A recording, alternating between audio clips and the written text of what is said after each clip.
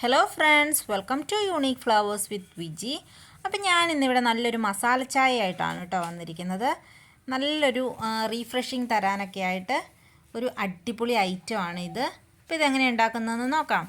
അതിനായിട്ട് ഞാനിവിടെ കുറച്ച് സ്പൈസസ് എടുത്തിട്ടുണ്ട്. ഒരു 2 കഷ്ണം ചെറിയ ഇഞ്ചി, ഒരു കഷ്ണം കറുവപ്പട്ട, ഒരു കഷ്ണം ഗ്രാമ്പു, ഒരു 3 ഏലക്ക. ഇനി ഒരു പാൻ അടുപ്പത്തേക്ക് വെച്ചിട്ട് അതിലേക്ക് നമുക്ക് 1 കപ്പ് വെള്ളം ഒഴിച്ച് കൊടുക്കാം. ഞാനിവിടെ 2 കപ്പ് ചായയാണ് കേട്ടോ ഉണ്ടാക്കുന്നത്.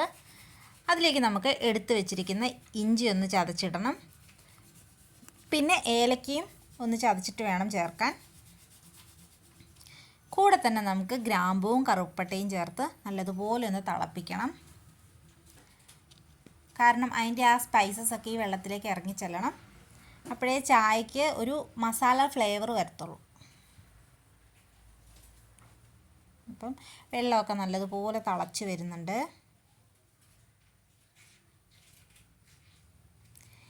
ഇനി നമുക്കതിലേക്ക് നമ്മൾ സ്ഥിരമായിട്ട് യൂസ് ചെയ്യുന്ന ചായപ്പൊടി ഇട്ട് കൊടുക്കാം. ഞാനിവിടെ 1 ടീസ്പൂൺ ചായപ്പൊടിയാണ് ഇട്ട് കൊടുക്കുന്നത്. അതും ഇതിൻ്റെ കൂടെ കിടന്നൊന്ന് തിളച്ച് വരണം. ഇനി അടുത്തതായിട്ട് ഞാൻ 1 കപ്പ് പാലൊഴിച്ച് കൊടുക്കുന്നുണ്ട്. ഇത് ഹോട്ട് മിൽക്കാണ് കേട്ടോ, ഫുള്ളി ഫാറ്റ് ഹോട്ട് മിൽക്കാണ്. അപ്പം ഫുള്ളി ഫാറ്റായിട്ടുള്ള മിൽക്ക് വേണം നമ്മളിതിന് യൂസ് ചെയ്യാനായിട്ട്.